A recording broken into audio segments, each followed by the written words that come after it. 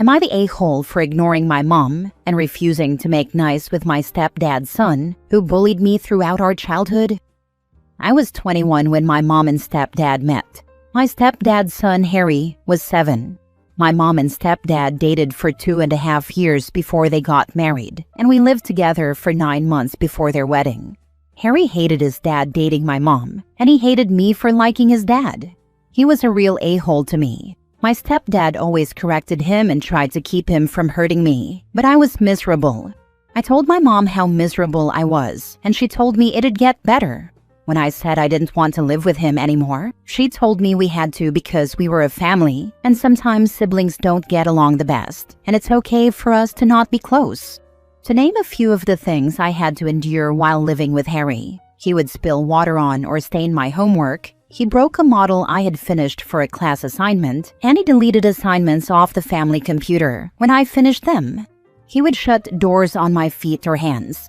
He threw dirt at me, specifically my head. He called me a freak of nature all the time. When we went to my stepdad's family members' houses, he'd get his cousins to all gang up on and exclude me. A few of them were still nice to me, but he threatened to leave them out if they spent time with me. He broke my Christmas gifts one year, smashed or ruined them all, and he got into big trouble for that. But he still taunted me that I got nothing.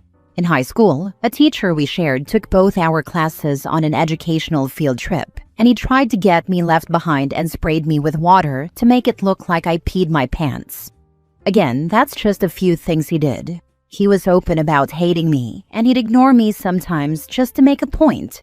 Like one time, he hogged the salt because he saw I wanted it, and he refused to give it to me or answer when I asked for it, and he tried to stop my stepdad from giving it to me. Harry would always get his friends to taunt me too. One incident with all of them made me lose a tooth, and as upset and freaked out as my mom was, she still stayed with my stepdad and made me live with Harry. He took a gap year after high school, so I didn't even get the freedom of him leaving for college, and that was another hellish year. I had to do all my homework at friends' houses or the library in case he messed with it. I started pulling away from my mom at around 15, and she noticed and tried to be all loving and sweet to me, but I wasn't okay with her. When I started college, I moved out. I packed all my stuff and refused to go back home. Mom told me not to react like I was, and said Harry didn't even live with them full-time anymore. She also said we were both adults now, and our relationship would improve. I told her I would never spend another second with him, and that did mean I would skip family holidays and such, because there was no way I would agree to be around Harry again. I told her I blocked him everywhere and didn't care what happened, but nothing would make me share the same airspace as him again. My mom tried to act like we were good, but I pulled away more and started ignoring her calls and stuff. I don't go home for holidays. I refuse to attend anything that Harry's going to be at. I went to see my grandparents last week, and Mom showed up to talk to me. She wanted to know why I was ignoring her and not visiting her and my stepdad. I told her she failed me and put her own wishes before me, my safety, and my childhood, and I wasn't going to wipe it away just because my stepdad was good to me. I told her I despise Harry and I don't care if he grows into an amazing person someday. He will never be my family, and I will never let him back into my life. And I told her I won't start acting like we're okay either, because I am so mad at her. She left really upset, and my grandparents talked to me about stuff. Then my uncle texted me and asked what happened between me and Mom, and he told me I can feel how I do about her not protecting me better, but she's still my mom. He also told me I lose out by refusing to make nice with Harry and be there for family holidays. I told him the holidays I have now are better than all the ones with Harry in them combined. I said I did not feel like I was missing out at all. He said it's so extreme because I have a huge family who loves me and wants to see me. Am I the a-hole? Not the a-hole. Your mom and stepdad were abusive by allowing that to happen. I blame him way less. He could have left too, but my mom was supposed to be putting me and my safety first, but she didn't. My stepdad was an adult and could have probably done more, but Harry was his son, so I expect less. My mom has zero excuse though. Not the a-hole. Your mother is abusive and put her sexual wants before your emotional needs. She repeatedly chose Harry over you. She doesn't deserve a place in your life or your future children's life. She willingly forfeited that over a decade ago. Don't let your uncle guilt you. He did nothing to protect you either. She hasn't earned enough trust to ever be in my future kids' lives. All I know is she'd let them be bullied and expect them to come out loving her and the bully. You need to cut all contact honestly. It's clear she won't ever realize it's her and her husband's fault. Let Harry take care of them when they are older. My mom will be on her own so fast when that time comes. Harry hates her too. He never wanted his dad to marry my mom. I can't even feel bad for her because at least she'll be an adult with some way to plan, unlike me who was just a kid. Next story. Am I the a-hole for not making an effort to improve my relationship with my sister or caring if I get to know her unborn baby? I'm 23 female, the second youngest of 6 kids. It goes Bran, 31 male, Kat, 29 female, Jax, 27 male, Sam, 26 male, me and Leo, 22 male. My relationship with my brothers is solid. I'm closest with Leo and Jax, but have a great relationship with all my brothers, truly. But my relationship with my sister was always difficult, to say the least. Kat has been clear since we were kids that she didn't mind having brothers, but hated having a sister, and she took it out on me. When the rest of us wanted to play together, she'd join in, but ignore me. Whenever we split into teams, she refused to be on mine. If we went anywhere and had to buddy up, she'd cling to one of the boys and refuse to be mine. Our parents used to pay her and Bran extra allowance to take the rest of us to the park, and she'd completely ignore me and would tell Bran I was all his responsibility.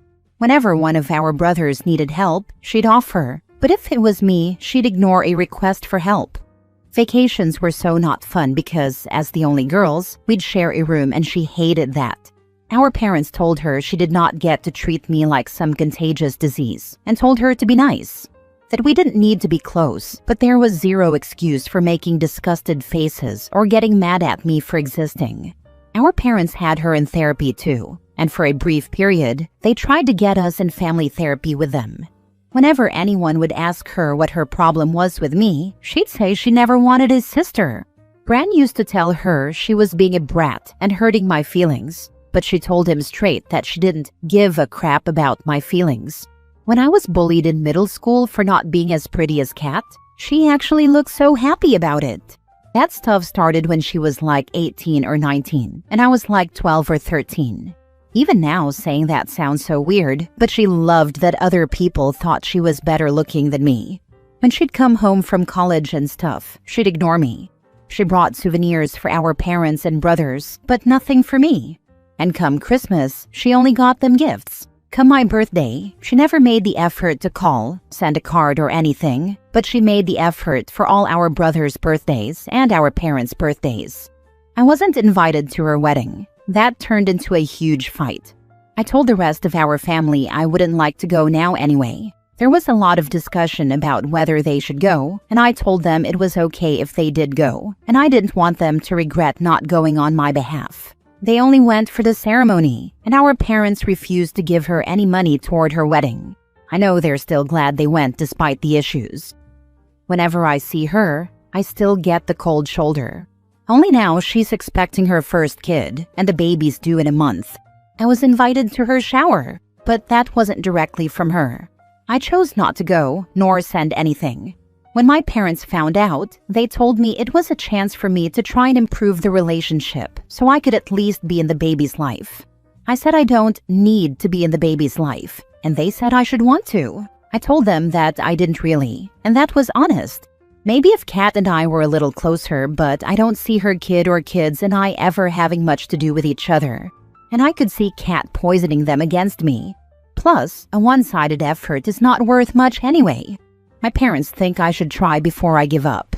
They say she's about to grow now that she's becoming a mom. Am I the a-hole? Not the a-hole. Your parents are to blame. It was their job to handle this properly when you were born. They didn't.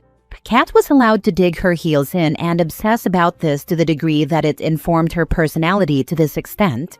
That's on them. The fact that they are now bullying you into letting her bully you more is disgraceful. Shame on them.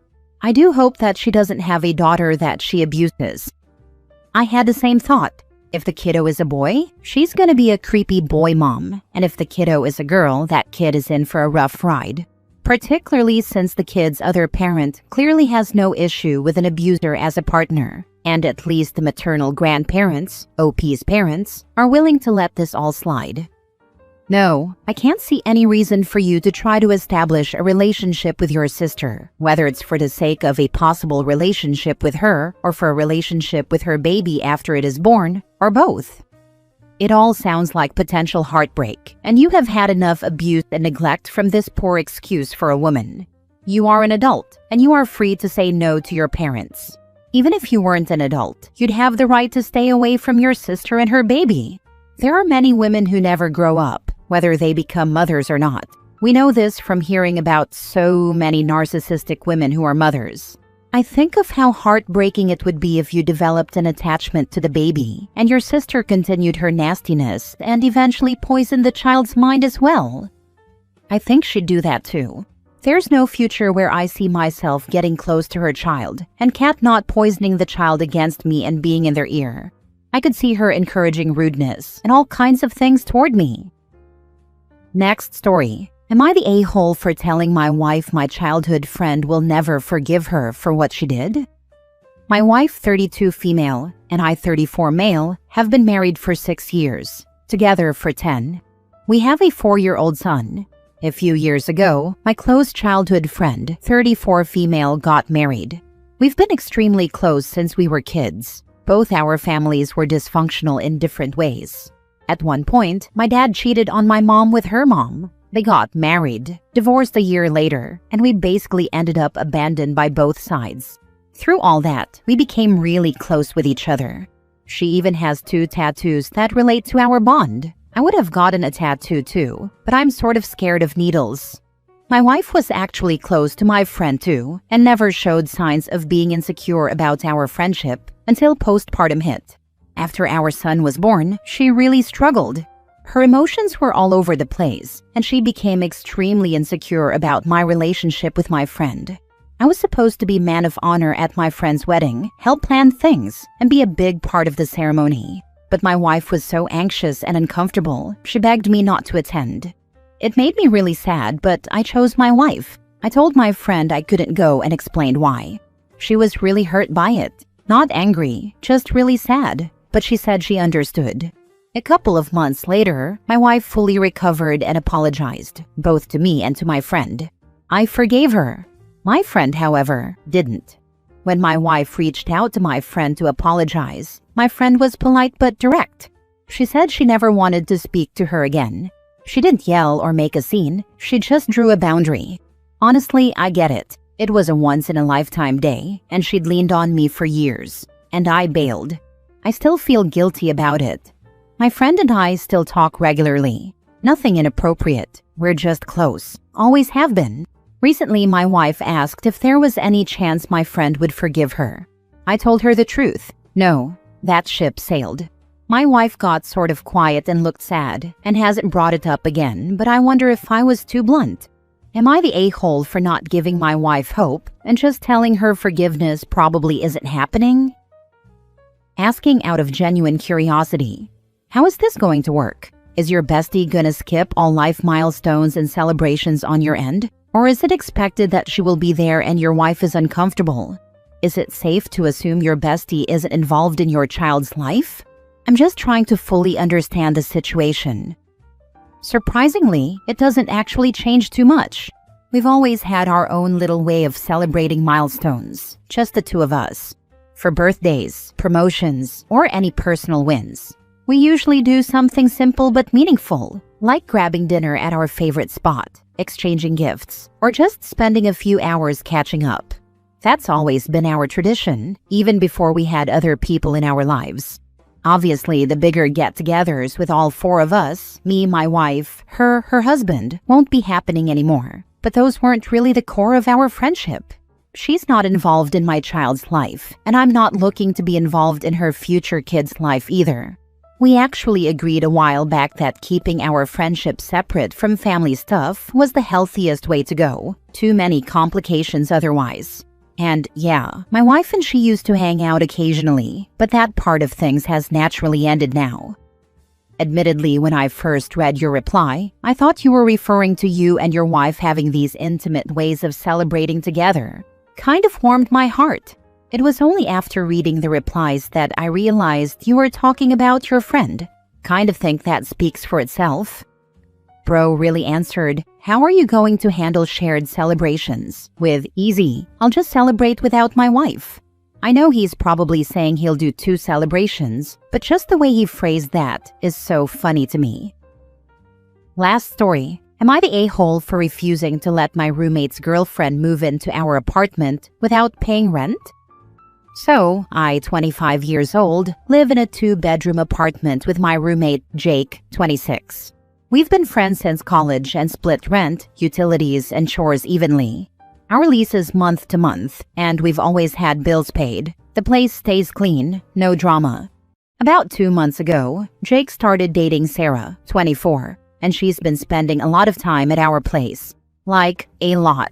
She's here 5 to 6 nights a week, uses our kitchen, bathroom, Netflix, you name it.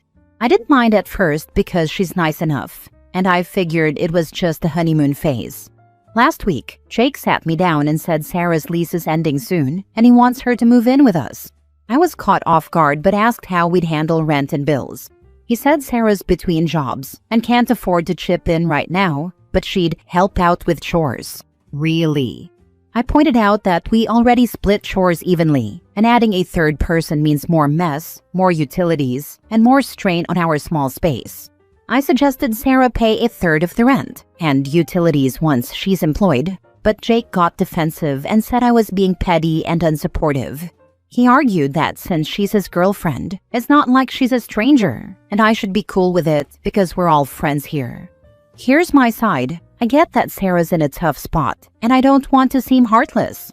I've been unemployed before, and it sucks. But our apartment is tiny, shared bathroom, small kitchen, thin walls. Having a 3rd person full-time would change the vibe, and I don't think it's fair for me to subsidize her living here.